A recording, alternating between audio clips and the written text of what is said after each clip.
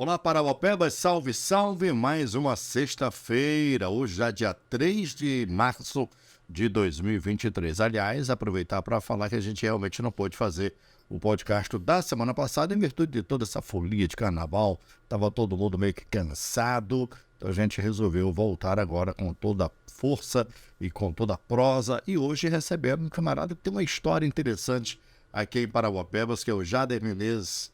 Jader, que é matemático, é engenheiro civil e empresário aqui também. E por que não dizer político também, né, Jader? Seja bem-vindo, obrigado por vir aqui bater esse papo com a gente aqui no podcast. Olá, eu sou obrigadão, obrigado pela participação aqui no teu programa, no podcast. E entrando no mês de março, aí, depois de um mês festivo de carnaval, né? Para quem brincou, para quem pulou bastante. Pô, dizem que o Brasil só começa a funcionar de fato depois do carnaval. Você concorda com essa frase? Concordo, pelo visto que janeiro é um mês demorado, fevereiro também, moço, e festa pra todo lado. E olha que a gente terminou fevereiro com 28, né? Foi um mês Quase 31. Imagina. Bom, antes de mais nada, a gente estava conversando aqui nos bastidores sobre as tuas origens, né? Teu pai é acordeon, né? Instrumentista desde cedo. E o Jader não toca nada? Nada. Nem pandeiro. Sempre voltou mais para a questão de estudo. Sempre teve essa preocupação com, pô, eu quero estudar, eu quero me formar, eu quero seguir um outro rumo aqui. Como é que surgiu isso aí? Ou tem uma influência direta do teu pai nessa história? Na verdade, assim, o meu pai é originário do Nordeste, né? Como eu falei aqui nos bastidores, ele nasceu no Paraná, região do Nordeste muito seca, aí período de seca, meus avós iam para o Paraná e depois retornavam para o Ceará. E aí ele acabou nascendo lá e foi registrado no Paraná. Se me falha a memória, é Querência do Norte, o nome da cidade. E como lá, né, o forró, o pé de serra, impera a região Nordeste, né, do Nordeste, e toda a família sempre tem que ter um que gosta de vamos dizer, tocar o instrumento. E aí um tio meu, que no caso era o irmão mais velho, deu uma sanfona de presente para ele. Isso que ele conta, né? E desde cedo ele tocou e tal, aquela coisa. Mas com relação a gente lá em casa, tipo assim, a gente nunca teve afinidade com o instrumento, né? Até mesmo porque a região aqui a gente mora aqui desde 87, né? Aqui em Parauapebas? Desde os 3 para 4 anos de idade que eu resido em Parauapebas e tudo. E meu pai, ele estudou, fez só o antigo Mobral, né? Minha mãe estudou até a 7ª série, 8ª série, mas eles sempre cobraram da gente que fosse bem na escola, estudasse e tudo, porque a falta do estudo para eles, né, eles sabiam aquilo que fazia passar, né, a falta que fazia o estudo para eles em si, e eles, não, vocês vão estudar, que lá em casa nós somos 3 irmãos. E a gente, na verdade, tem muito disso, né, principalmente a gente que é um pouco mais da velha guarda, acho que eu sou um pouquinho mais velho do que você, a barba branca me denuncia. A gente é de uma época que, pô, eu quero dar para os meus filhos o que eu não tive. Eu imagino que tenha sido esse mais ou menos o raciocínio dos teus pais, né? Sim, justamente isso. E tipo assim, isso acaba passando de geração para geração. Porque, por exemplo, eu tenho um casal hoje, né? E, cara, você sabe disso, hoje os dias são totalmente diferentes, né? Os tempos de hoje. Então, às vezes menino quer um Danone, quer um biscoito recheado, quer uma fruta, tem. No meu tempo já não era assim. Danone a gente comia de vez em quando. E era no dia de feira que comia. Hoje, menino, se você tem, hoje amanhã não tem, o menino chora, né? Mas a gente acaba pegando essa parte boa da vida em si, até mesmo porque também, tipo assim, não é que você vai dar uma vida folgada pro teu filho, mas o que você puder fazer para dar uma vida mais tranquila para ele, que ele possa se dedicar principalmente aos estudos, né? Porque, tipo assim, o Nordeste, do meu ponto de vista, que eu fiz o ensino médio lá, diferentemente da nossa região, o pessoal é muito voltado para os estudos. Apesar de ter uma participação de algumas pessoas que não querem saber de estudar. Mas a gente sabe que na nossa região em si, aqui em Parauapebas, que eu trabalho com educação, a gente sabe o quanto, muitas das vezes, os jovens não se dedicam. Que momento que eles se dedicam? No momento que eles arranjam um emprego em Carajás, por exemplo, vamos dizer lá, sei lá, de mecânico, de ajudante e tal, aí vê que para ele passar para uma função melhor e ter um salário melhor, ele precisa do curso técnico. Fazer uma analogia aqui ao jogo de videogame. Para você passar de fase, você tem que superar aquele momento ali. E aí só a partir desse momento a molecada começa a despertar o interesse para fazer um curso técnico, às vezes aprender um pouco de inglês também, que é essencial, e quem sabe até fazer uma faculdade também. E o Jader fez o que tanto? Engenharia civil, que a gente já falou, e matemática. Mas parece que você foi professor também, ou é professor, como é que é? Eu sou professor da rede estadual de ensino, Concursado? concursado, né? Já trabalhei na rede municipal de ensino de 2008 a 2010. Leciona só matemática? Não. Matemática e física. Matemática e física. Física. É difícil. Por que as pessoas têm tanta dificuldade com matemática e física? Eu me dou um pouco melhor com humanas. Mas quando chega para exatas, que deveria ser mais fácil, né? Tem mais lógica. E Laércio, para te falar a verdade, eu sempre gostei da área de exatas. Né? Me lembro até hoje, na segunda série, professor ensinando tabuada de multiplicação, né? E a matemática, eu falo isso por experiência própria como professor. O aluno chega no ensino médio hoje, por exemplo, né? Às vezes você passa o básico do básico para ele, ele não sabe. E é complicado para você fazer uma pessoa que nunca gostou da área de exatas ou que não tem deficiência de entender, passar a gostar a partir do ensino médio. Porque tem coisas no ensino médio que você precisa praticamente de tudo que você estudou no ensino fundamental. E se você simplesmente lavou as mãos, foi passando de uma forma meio que arrastada, forçada, é complicado você extrair alguma coisa. É claro que ainda tem alunos que realmente se sobressaem perante os outros, mas, tipo assim, é coisa de em cada turma de 40 alunos você tira 5.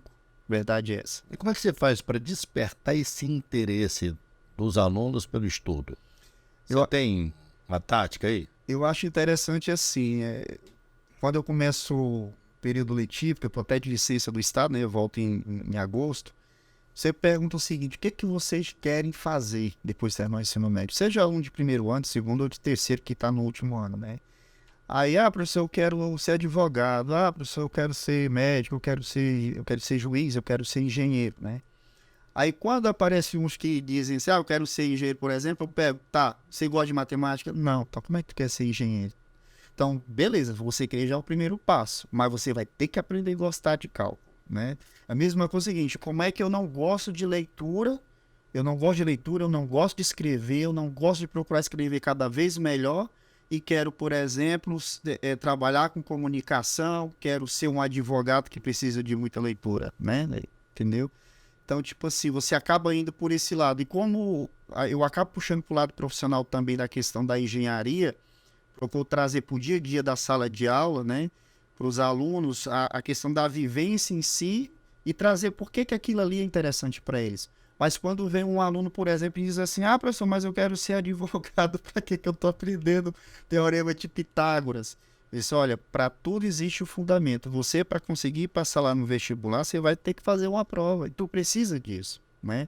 É claro que depois, no teu curso, tu vai te dedicar àquelas disciplinas que tu tem mais, vamos dizer assim, afinidade por conta da graduação. E dependendo da área que o cara atuar na advocacia, ele tem que se dedicar na área específica, né? Sim, porque se ele for um cara da área tributarista, não tem como ele não mexer com a matemática, né? É igual um advogado, uma vez eu conversando com ele, dizendo que estava precisando fazer uma planta de uma casa.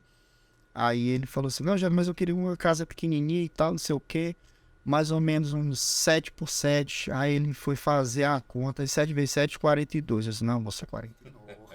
Aí ainda bem que eu virei advogado. Mas é assim que a gente acaba levando, né, o dia dentro dessa... Então vamos lá, eu estou fazendo as contas aqui.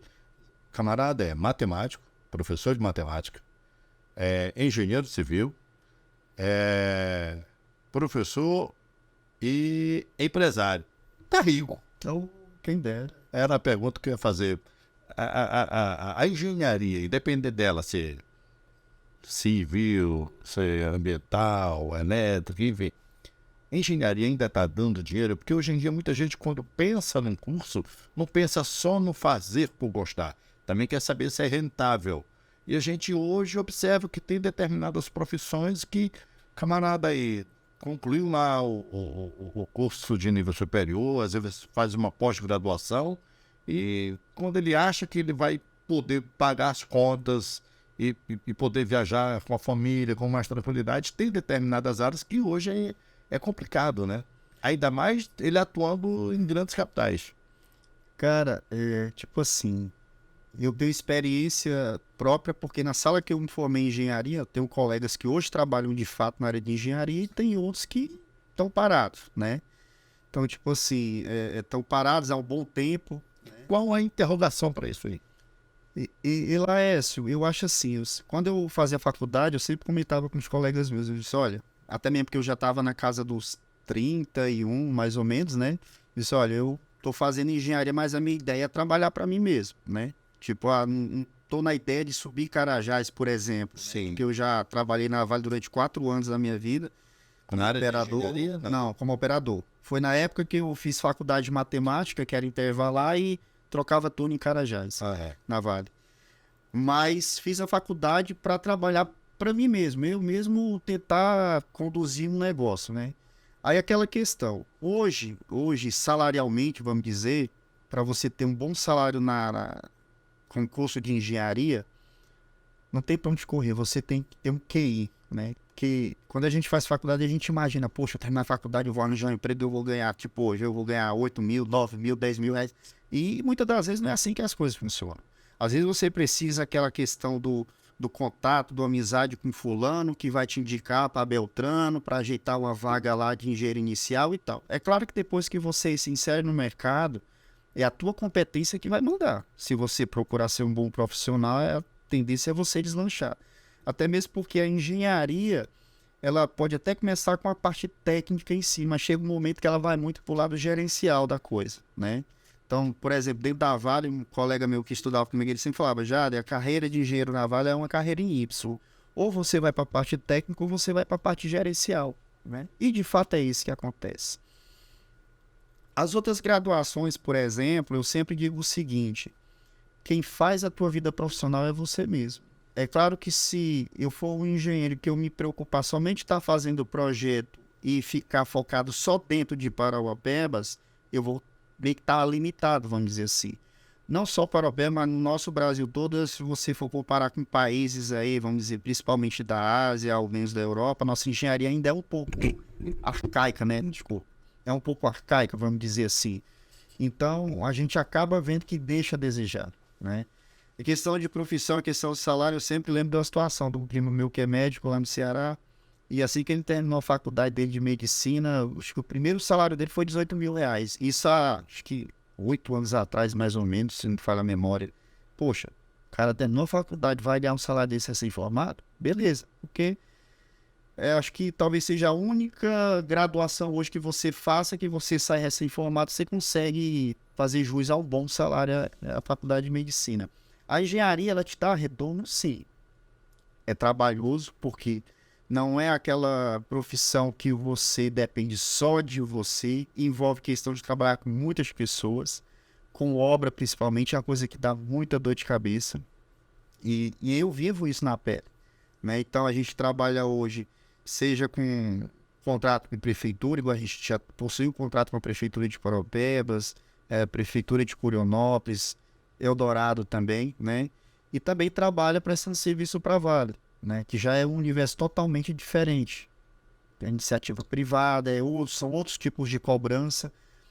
E, na verdade, a gente acaba aprendendo aquilo que a gente ainda não sabe, né? Então, eu sempre digo o seguinte, a gente teve um contrato de 1 ano e meio com a área da Vale, e tudo que eu aprendi serviu de lição, e quero voltar para lá de novo, entendeu? Por quê? Porque, de certo modo, comparado com a iniciativa pública, é mais gratificante para você, entendeu? Financeiramente é mais rentável também. A gente tem uma dor de cabeça danada com obra pública, principalmente questão de preço, que serviços, os preços dos insumos não batem com a realidade da região, porque não adianta a gente executar uma obra aqui que seria executada em São Paulo e achar que vai ter o mesmo custo, né?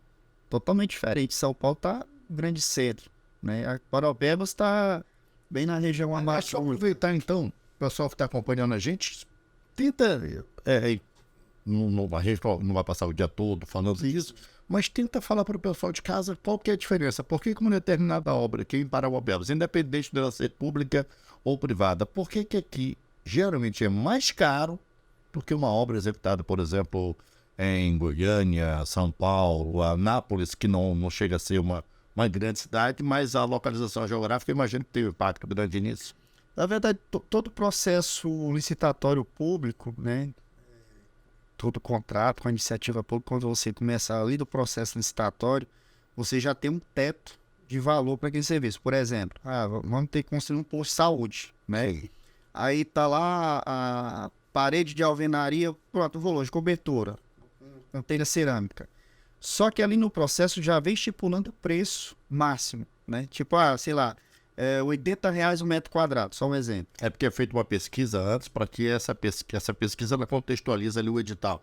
Na verdade, assim, os órgãos públicos ele têm bases de preço. Por exemplo, SINAP, o DENIT, que é conhecido como SICO, o SEDOP, aqui no estado do Pará, e por aí vai. Já são parâmetros que vêm Justamente. de encontro ao que a prefeitura executa. Justamente. Ok. Então, tipo assim, o único trabalho que o orçamentista da prefeitura, por exemplo, tem é escolher os serviços. Aí ele escolhe dentro daquela base de dados e lá vai dizer os preços atualizados, certo? Tipo, hoje o metro de pintura tá R$ 20 o metro quadrado. Então, no máximo que você vai ganhar se você for o vencedor daquele processo licitatório é R$ 20 pelo metro quadrado da pintura. E onde é que entra a concorrência aí? Porque o que é concorrência? Imagino eu, nunca participei de processo licitatório, mas a gente fica imaginando, determinada empresa entra aí e começa a baixar preço, porque a gente está falando num quadrante que é como se a gente estivesse no estúdio e você dá teu preço, eu dou meu preço, o João Filho dá o preço dele, Thiago ali, cada um vai baixando.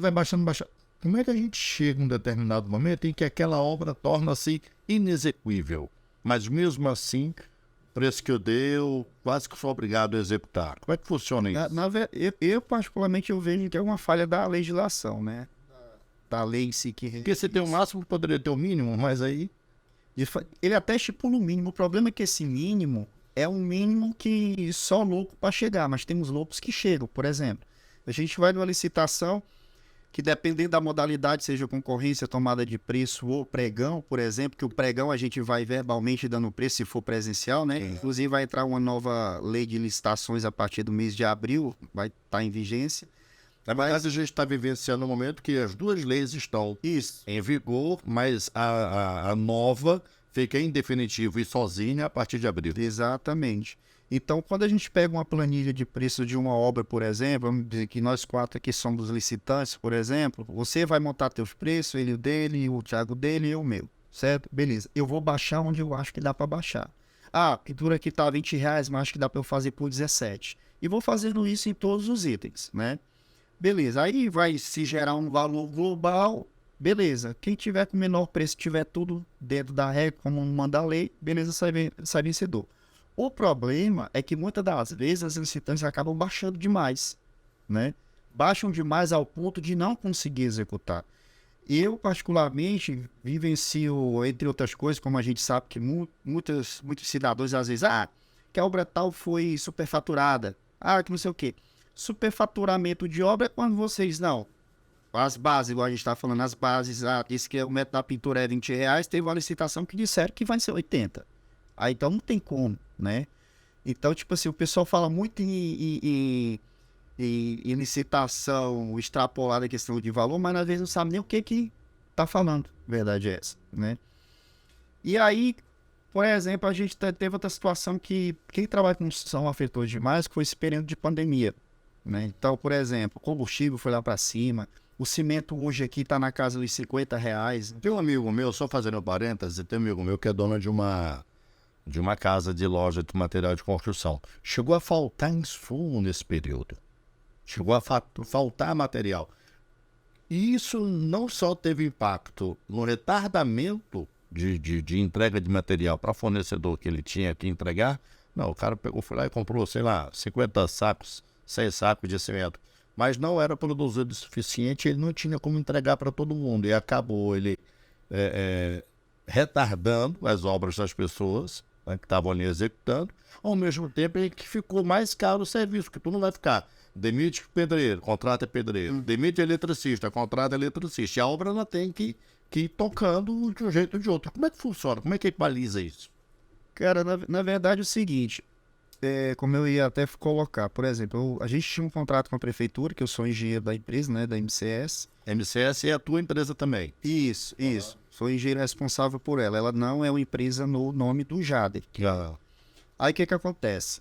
Participando de um processo licitatório, até do Cidade Jardim. Aí o que acontece? No momento em que a administração elabora o orçamento, ela elaborou o orçamento com datas base de abril de 2021, certo? Abril de 2021. Quase 2 anos. O processo, nós abrimos proposta em janeiro de 2022. Eu assinei contrato, né? A empresa assinou contrato em maio, se não me falha mesmo, não, abril de 2022. Começamos a executar em maio. No momento que a gente começa a executar, Já entra defasado. já entra defasado. Justamente. Aí, beleza, comecei a executar e tal, botou máquina, acho que tinha umas 5 escavadeiras rotativas. O que era lá exatamente? Era serviço de drenagem, terraplanagem e pavimentação. Sim. Instalação de tubo, né? Para rede coletora de água pluvial. E aí, que no momento que a gente começou a executar, fechou-se a primeira medição, já estava vendo a defasagem dos preços, porque o cimento estava 48 na época da licitação, até mesmo na época que foi elaborado o orçamento da administração, era 35, né? O diesel, que eu consulto na base de dados, o diesel Fala diesel. 3,85 e a gente pagando a 7,15, 7,40. Chegou a 8 e pouco Pois é. no período. Então, o que acontece? A gente entrou com um pedido de reequilíbrio econômico do contrato, tudo, né? É aparato por lei. Sim. Procurei montar o processo todo direitinho, entreguei na Secretaria de Obras, o próprio secretário assinou, reconhecendo, né, a documentação. Isso depois de ter conversado com o engenheiro, que inclusive é o responsável por fazer essas análises, eles, não, realmente a empresa tem direito, tá tudo direitinho e tal. Só que no momento que vai para a administração fazer a análise, né, principalmente com essa questão do contingenciamento, questão de redução de custo, disso, daquilo, eu acredito que, vamos dizer assim, deu um efeito reverso na coisa. Por quê? Era de direito da empresa solicitar, é necessário no contrato, né?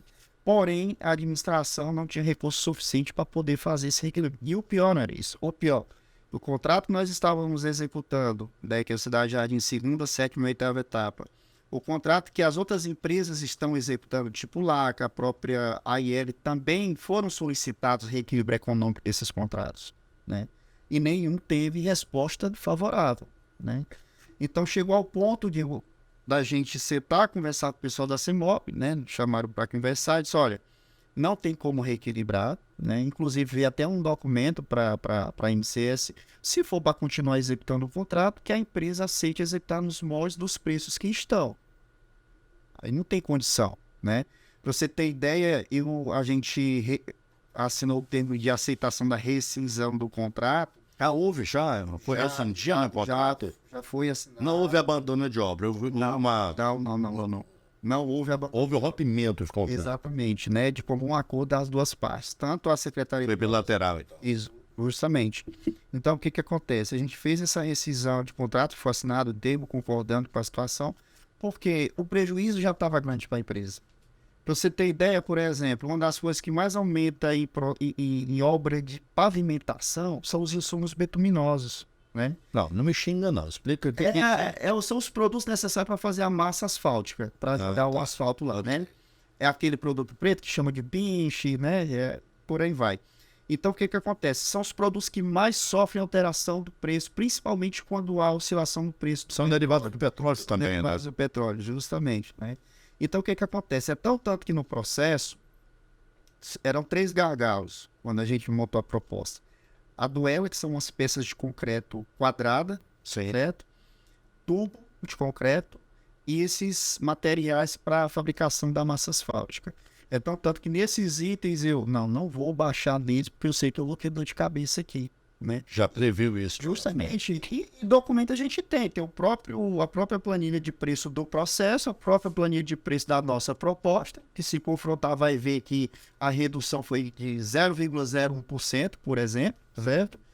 E tentamos reequilibrar justamente porque esses gargalos eram, por exemplo, o contrato era 57 milhões, só de pavimentação asfáltica era quase 30. E como é que ficou? Eu não estou acompanhando. Como é que ficou isso? Aí o que ficou foi o seguinte: a gente fez um levantamento, eu fiz uma reanálise da planilha também, até para mostrar por A mais B que, rescindindo o contrato e relicitando, o que foi licitado por 67, a gente fechou em 57 o preço. Se relicitar hoje, ele passa da casa dos 100, certo? Ou seja, em determinado momento E seria, dentro dessa readequação, tu estava pedindo o quê? Só para eu ter um parâmetro. era só o reequilíbrio de... O que é o reequilíbrio de preço? Por exemplo, lá em abril de 2021, eles diziam que... Deixa eu pegar o item. Pronto, pedra rachão, que é aquela pedra grande, né? Sei. Que brita, ela depois vira britice. Sei. Pedra rachão, vamos dizer o seguinte, o metro dela na época era R$100, hoje tá 180. Só que quando ela era 100, eu baixei para 90, porque eu conseguia negociar 90, certo? Aí beleza, passou o tempo, passou coisa de um ano, o preço dela foi para 180. Dobrou o preço para ti.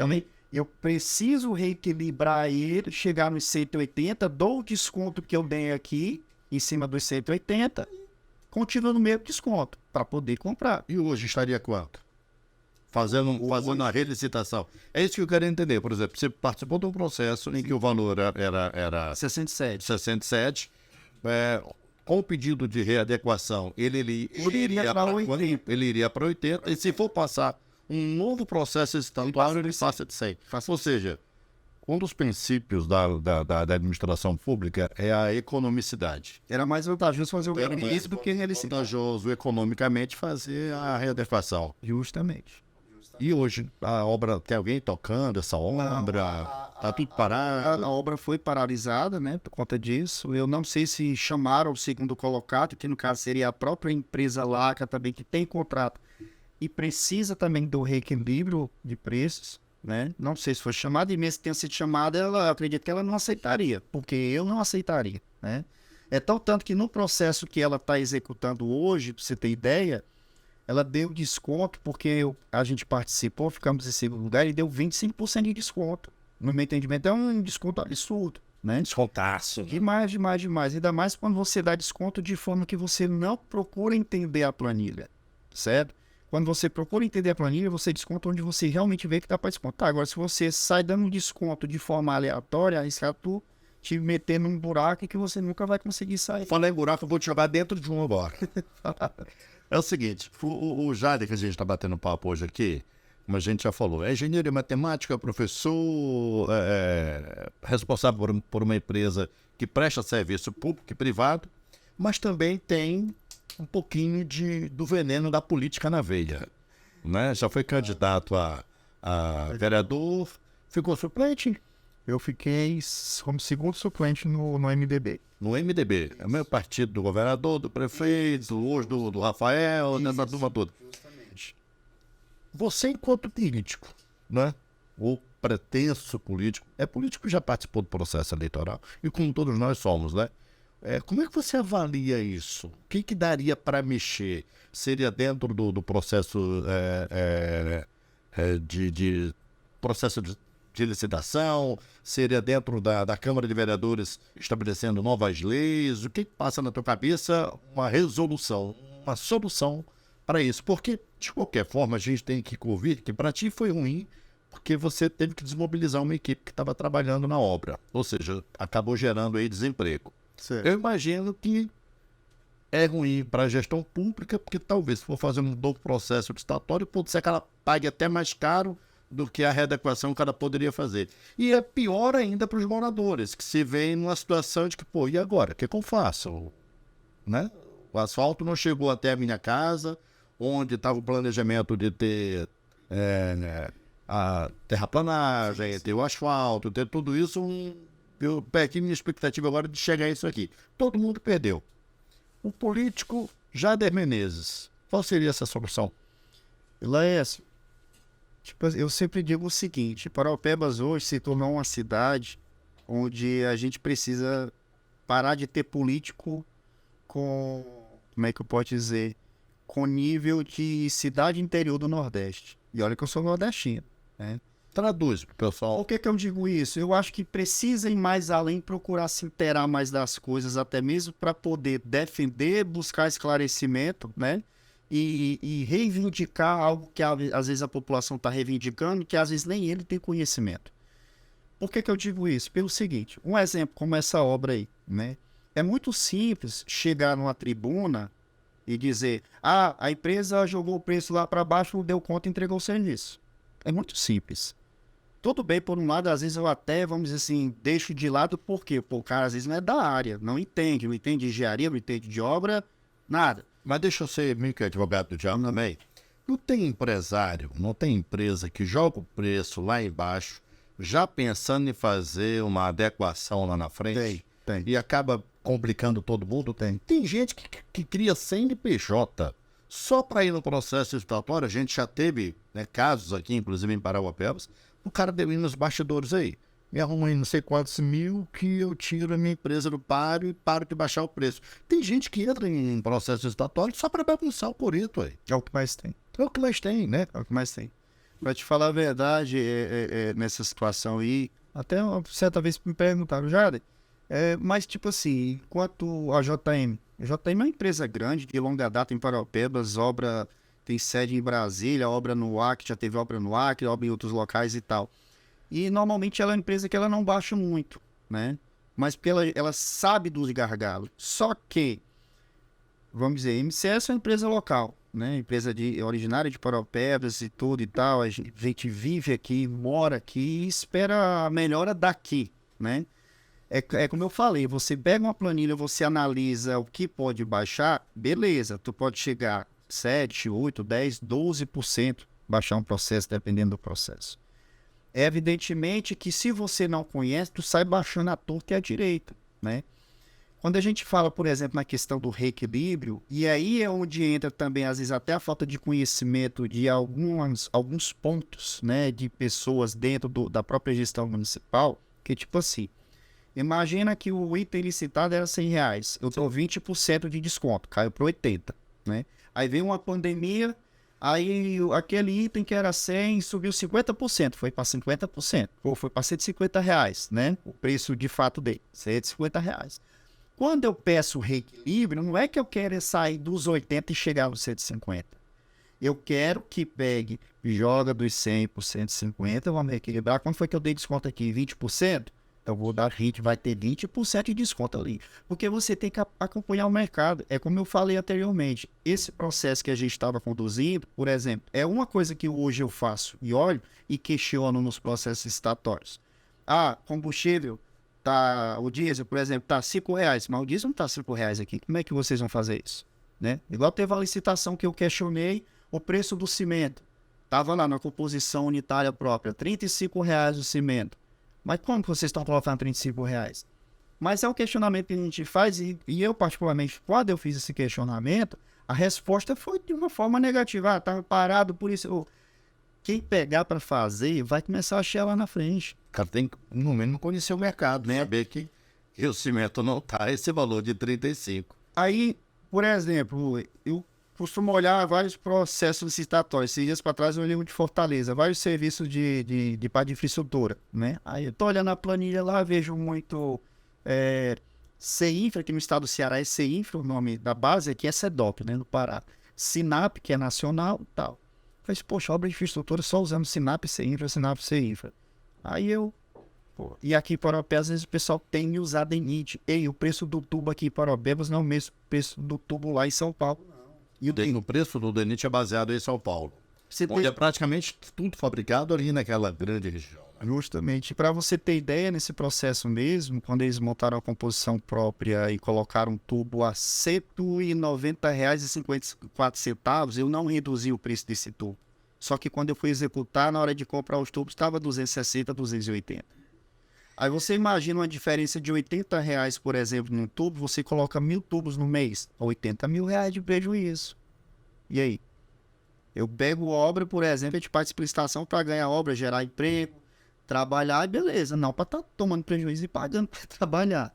Tá, e aí? Qual que é a solução? Você ainda não me respondeu ainda corretamente. A solução que eu acho deveria ser feita o seguinte. Primeiro, se você traz uma pessoa para dar uma palestra, por exemplo, um auditor fiscal do Tribunal de Contas da União ou da própria Receita, que seja, independentemente do caso, e o cara tá te passando informações que são condizentes com aquela situação, você tem que absorver.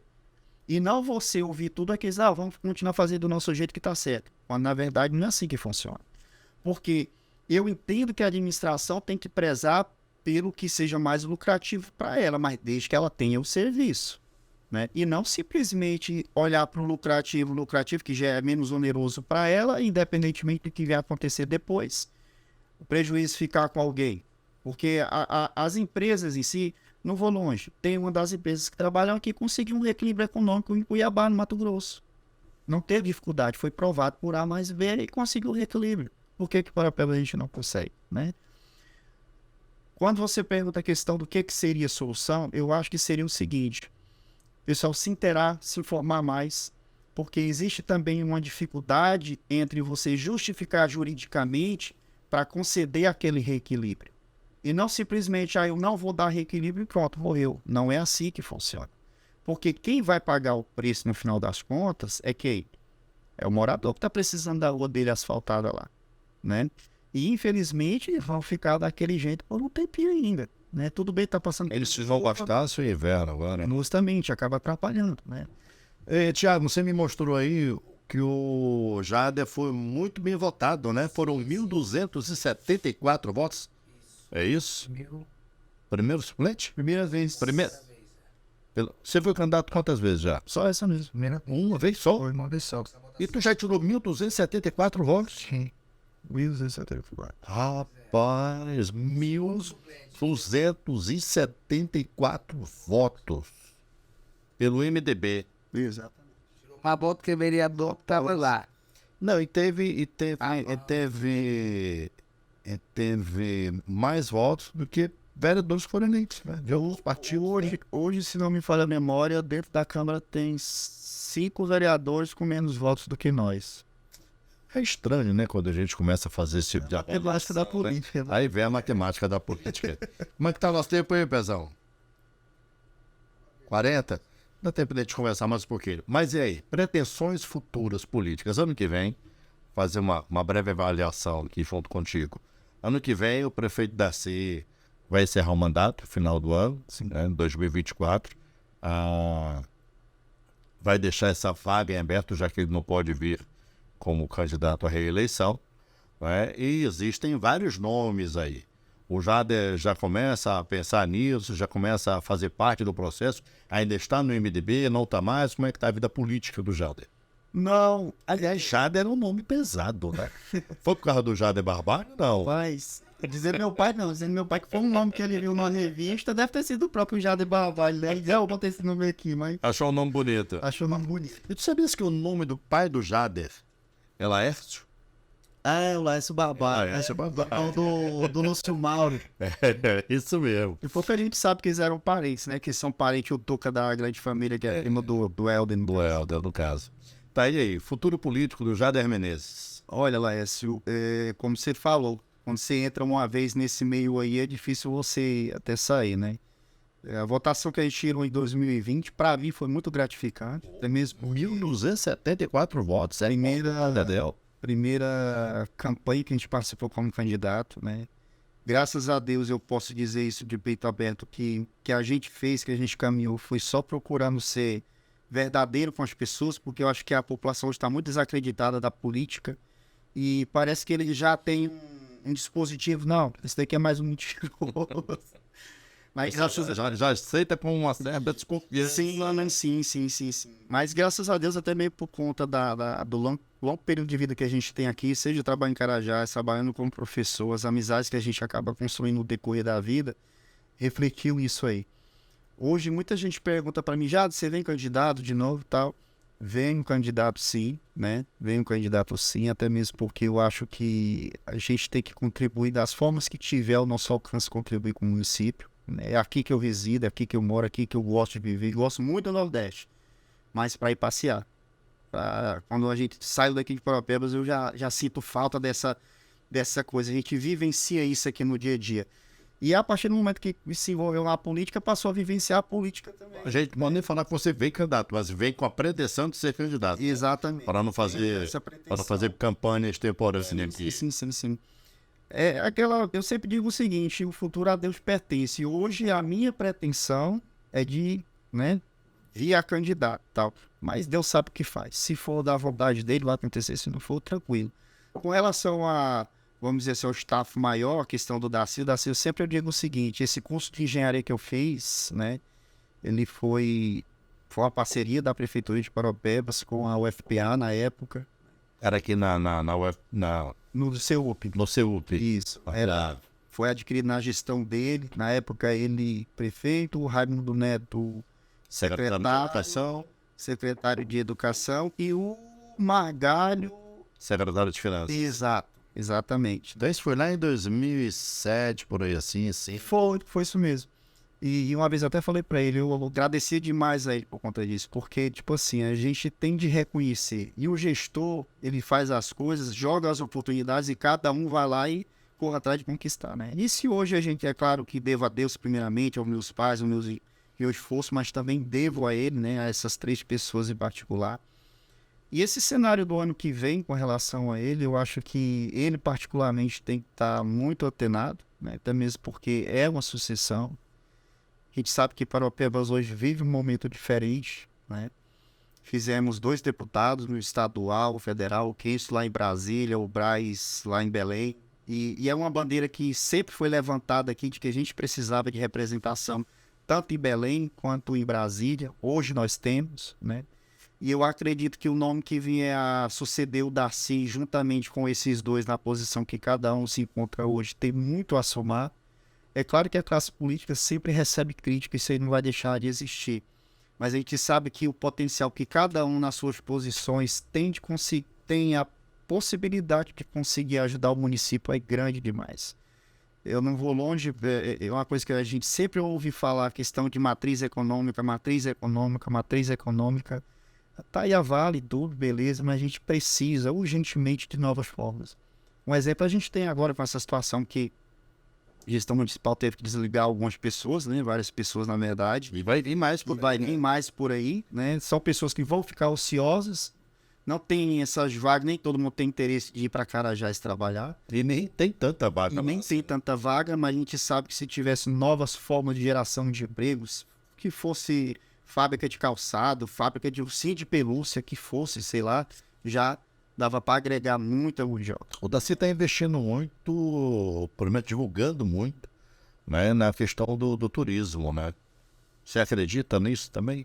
Laércio, eu acho o turismo importante para qualquer cidade. A cidade onde os parentes da minha mãe moram mesmo, sempre vai turista lá por conta de uma pedra que tem um formato de um pato e fica de um frade, fica próximo a Sobral, de Sobral e Fortaleza. Mas para conseguir dar aquela sustentabilidade para Paropebas, vai muito mais além do que o turismo. A gente sabe disso. A cidade aqui, o custo é muito alto para a administração manter uma cidade como essa, né?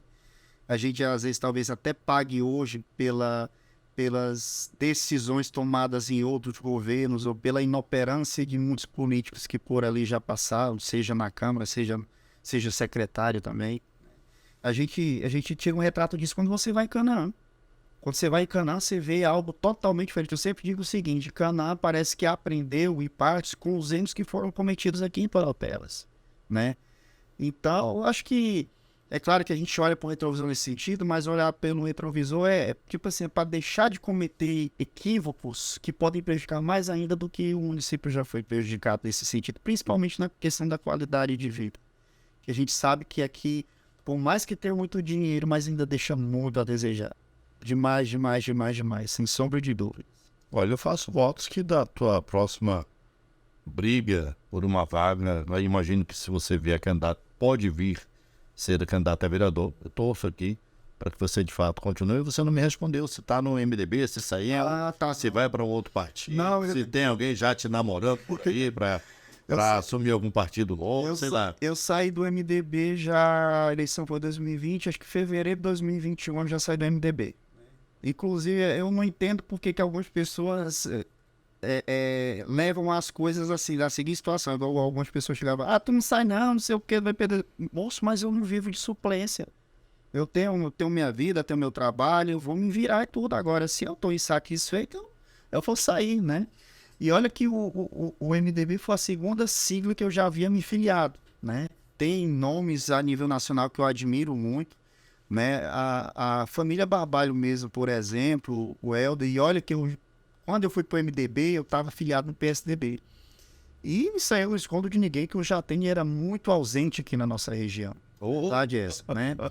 E como? O Helder, como todo político, tem as suas rejeições e tudo, só que eu vejo ele com aquele espírito realmente de querer tocar todos os quatro cantos do Estado, né? E isso é bom. Isso é bom até mesmo porque ele é uma pessoa também nova, né? Apesar de já ter tanto tempo na política, mais nova, galga novos horizontes. Eu acho que quando você imagina chegar a novos patamares, você tem que fazer por onde valer. E eu acredito que ele está fazendo, mesmo eu não estando no MDB, eu acredito que ele está fazendo. Hoje eu retornei para o PSDB de novo. Está lá. Já estou no PSDB. É um partido que eu tenho identidade por conta das pessoas que estão lá. Porque eu sempre digo o seguinte, todo partido é bom no papel. O que torna o partido ruim, às vezes, são as pessoas que ali estão. O partido é feito por pessoas. Justamente. Então, até perdão da expressão, até porcaria você vai encontrar em qualquer lugar. Verdade é essa. E a gente tenta fazer um trabalho diferente de conscientização também, até mesmo com os novos candidatos, né? No sentido de que a gente precisa melhorar o nosso nível de políticos antiparopebas. E também deixar aquela coisa de lado, não transformar a política numa profissão, porque a gente sabe que tem pessoas que transformam a política na profissão da vida deles, né? Então, não vou dizer o governador que não tem como se debruçar em outras coisas, mas é ali 24 horas e tal. Mas eu sempre dizer o seguinte em campanha, que eu, caso viesse ser eleito vereador, eu ia diminuir minha carga horária na escola, ia dar minha aula, ia continuar mexendo com obra, mesmo que não fosse aqui próximo, entendeu? Mas iria trabalhar. Por quê? Poxa, eu preciso levar minha vida e me manter, né? Então, tipo assim, tem filho para cuidar, tem plano de saúde para pagar, e eu tenho certeza que o salário de vereador não dá para fazer tudo isso, não. Não, eu imagino que não mesmo. Não dá de jeito nenhum. Jada, queria te agradecer, meu irmão, por ter vindo aqui, bater esse papo com a gente, um papo franco, aberto, tranquilo. E aprenda a tocar uma sanfona quando você vier aqui de novo. Vou tocar Vai tocar um pandeiro. Obrigado, meu irmão. Se tiver alguma coisa aí que eu, de repente, não te perguntei, que você gostaria de ter. Pô, Les, queria tocar no assunto aqui, tá? Eu não toquei. Queria que você ficasse à vontade aí. Não. Ou nesta edição, no próximo que você quiser voltar, tranquilo. fica à vontade aí. Só tenho a agradecer ao teu convite, né? Dizer que eu fiquei muito satisfeito de vir aqui, bater esse papo contigo, até mesmo porque a gente precisa, vamos dizer assim, externar mais as nossas opiniões também. A gente vive num mundo hoje, em um país, uma cidade que muitas das vezes você, às vezes, segura demais o que você pensa. Eu acho que tudo pode ser falado, só que você tem que ver a forma como você fala, né? Sem denigrir, porque esse negócio de estar denigrindo a imagem de um de outro, eu acho que isso aí não leva a nada, só gera uma confusão danada. Torna uma pessoa antipática, né? Justamente, né? Mas gostei demais do bate-papo, foi sadio, saudável. Espero que outras pessoas venham aqui também, até mesmo porque você é um camarada que já tem um tempo de Parobebas, conhece muita coisa, sabe atacar os pontos certos ali, os questionamentos, né? E isso é bom principalmente para quem está assistindo, né? Para esclarecer um pouco a mente, que às vezes a falta de conhecimento te leva a falar coisas que você não sabe nem o que você está falando. O que eu mais gosto de fazer o podcast, eu vou abrir o jogo bem aqui, primeiro que eu não construo pauta. Eu gosto do papo fluir, das perguntas surgirem, a gente, lógico, né, estuda um pouquinho do que a gente pode falar e etc e tal. Mas o que eu mais gosto mesmo é do tempo. A gente não tem aquela coisa amarrada que tem no rádio, é aquela coisa amarrada que tem na televisão. Por exemplo, aquilo que eu achar pertinente, eu vou fazer os cortes e divulgo de uma maneira mais ampla, mas ele vai na íntegra no ar. É a mesma coisa, você está autorizado, inclusive, pegar algum pedaço aqui, né, do nosso bate-papo, faz um corte, coloca na tua rede social, divulga para os teus amigos, teus parceiros, vai estar aproveitando também para estar divulgando o meu trabalho, e eu acho que é assim, é a gente dando as mãos, a gente chega aos nossos objetivos. O meu objetivo principal é levar conhecimento de quem passa por aqui, para quem me assiste, para quem me acompanha. Tá, tranquilo. E eu só tenho a deixar, principalmente para quem está nos assistindo, né? Aquela mensagem de que é uma coisa que eu sempre falo, que hoje a gente vive um tempo meio complicado, né? Tá um pouco difícil as coisas e tudo, mas tempos difíceis sempre vão existir, mas uma hora eles vão acabar, né? E por mais que eu falava muito isso em campanha, e eu ouvia demais esse Carajás. Eu chegava período de eleição, o camarada falava, funcionário que morava lá, Eu não vou votar não depende desses caras pra nada. Moça, a gente depende do político pra tudo na nossa vida. Tu pode não ter um emprego no gabinete de um vereador, de um secretário, lá na gabinete do prefeito, ou não ser vinculado à prefeitura, mas tu acaba dependendo dos políticos, né? E um exemplo a gente vive diariamente, até o tanto que eu acho que de algum tempo para cá parece que a população passou a viver mais a política, querer mais se inteirar das coisas. E isso é bom, justamente para aprender a escolher melhor os seus líderes, os seus gestores e por aí vai, né? Perfeito ninguém é, verdade é essa, né? A gente sabe que nem, que o pessoal diz, nem Jesus conseguiu agradar a todos, quem dirá um mero ser humano, né? Mas eu acredito que cada um no seu interior sabe o que faz de bom, sabe o que faz de ruim, procurar fazer sempre o melhor, né? Também porque a classe política está trabalhando com vidas, né? Está gerindo, está sendo gestão de vidas, seja em questão de infraestrutura, seja no esporte, seja na educação, seja na saúde. E em todas as faixas etárias. Né? Todas as faixas etárias. Do nascente ao idoso. O Thiago quer te mandar alguma mensagem. Semana que vem, é verdade, semana que vem aí. A gente já está vivenciando, né, um ar diferenciado, que é o momento das mulheres. E para o Apebas tem essa história, né, da Semana da Mulher, aqui a coisa mais aflorada, assim, inclusive, você estava falando com o primeiro prefeito da região a instalar aqui uma Secretaria Municipal da Mulher. Aproveita da tua mensagem. Você tem mãe, tem filha, né? Se for ter casal, né? Tem esposa. Tem uma pequenininha lá. Ou seja, não falta mulher para mandar na tua vida. É engraçado que os pequenos lá em casa, que eu tenho um casal, uma menina de 6 e um menino de 3 anos. Aí eles dizem, papai, quem manda aqui em casa sou eu e a Ana Clara. Você e a mamãe não mandam.